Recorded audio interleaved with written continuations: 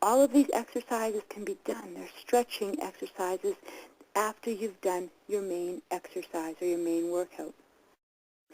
So you've got the weight training exercises that are great for all the benefits of exercise as well as osteoporosis. But what about your cardiovascular? Most people love to walk. And why? Well, walking is really easy to do. It's as easy as putting one foot in front of the other. And all you need to do is gradually increase the number of steps you take each day. Now, if you don't feel confident going outside to walk, there's indoor walking or walking on a treadmill. But again, it's an exercise program, so it's very important that you check with your doctor before starting this or any exercise program. Your doctor needs to know what you're doing. So you've got the okay to walk. We know that walking positively affects our physical and fitness levels as well as improving our overall well-being. Walking is suitable for all age groups and all fitness levels. So you can control the intensity. So even as a beginner, as long as you have a walking technique, there's very low risk of injury. And walking is really easy to bring into your daily routine.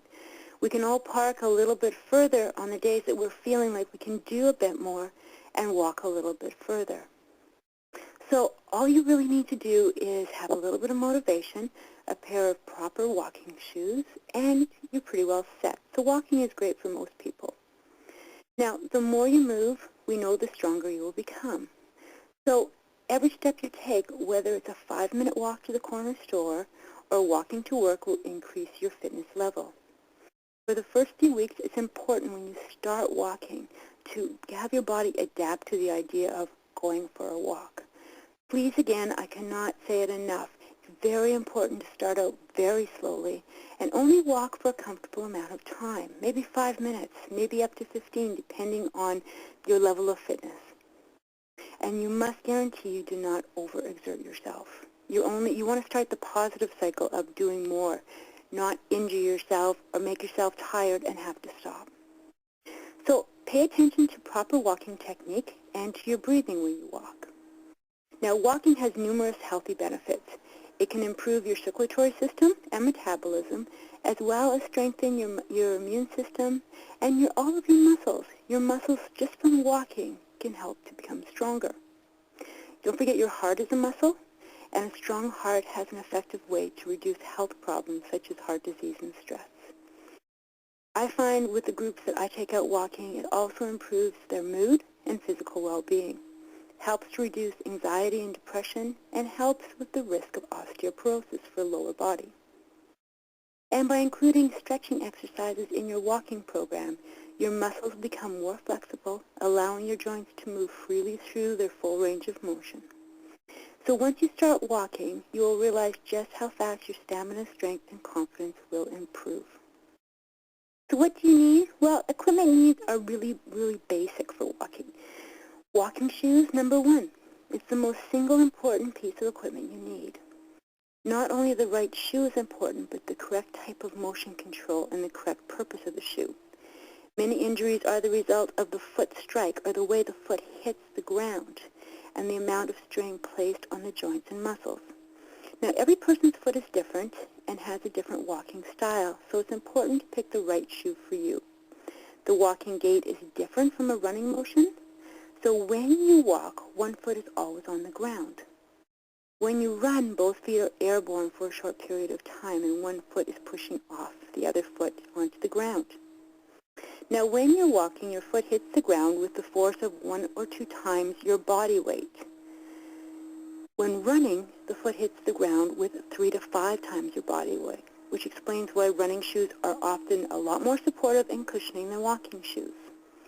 So remember, when purchasing a pair of walking shoes, choose a shoe that's right for you, and this can often be the difference between pain and comfort. Things to look for when purchasing a walking shoe. First of all, look for a heel that's low and round. A thick heel or a flat one that flares out too much, and like some of the running shoes, will cause the foot to slap down instead of a rolling motion from heel to toe. This will also slow down the forward momentum that you want when you're walking and may increase the occurrence of shin splints or sore shins.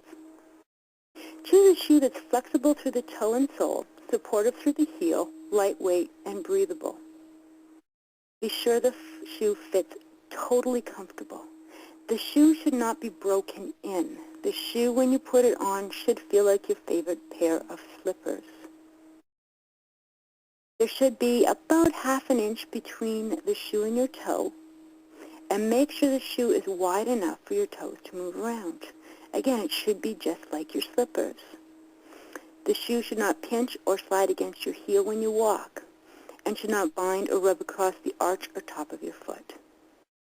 Be sure to take your time when trying on shoes. Very important. You don't want just to run in and get a pair of shoes. Make sure you try on different shoes, even when you find the ones you like, so you can see the difference, and walk around the store to make sure they feel comfortable. Always go shoe shopping at the end of the day, because your feet are probably going to be more swollen, and you want a shoe that's going to fit throughout the day. Wear the same socks you will wear when you're walking.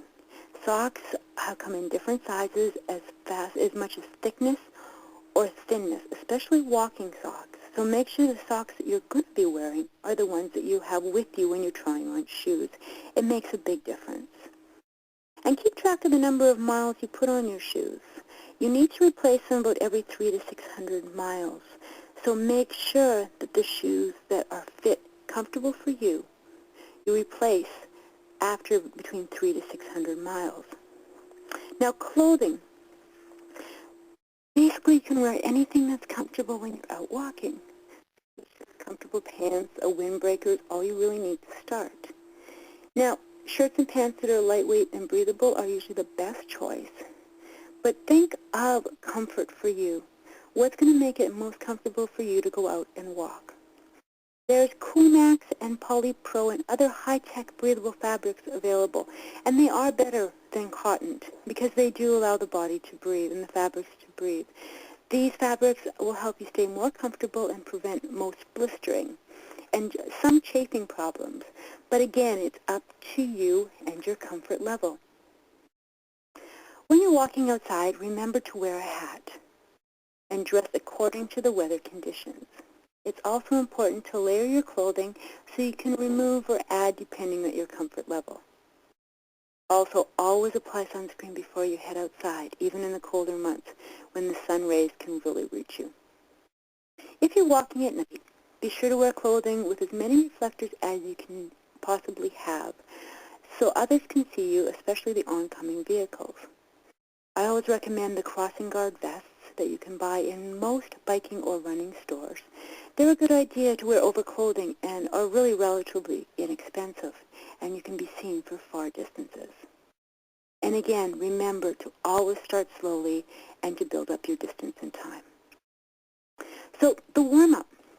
When you're walking, the correct walking technique is vital to reduce overload and orthopedic injuries. As you place your foot down in front of you, your heel should touch first. Then your foot should roll forward over the entire sole towards your toes. With your toes firmly push yourself up from the ground and set the other heel on the ground right in front of you. Repeat with the second foot. Make sure your knees stay light and bent. Don't be locking your legs. And changing technique if you're not used to going out for a walk, may feel a little uncomfortable at first, but it'll become more comfortable over a short period of time.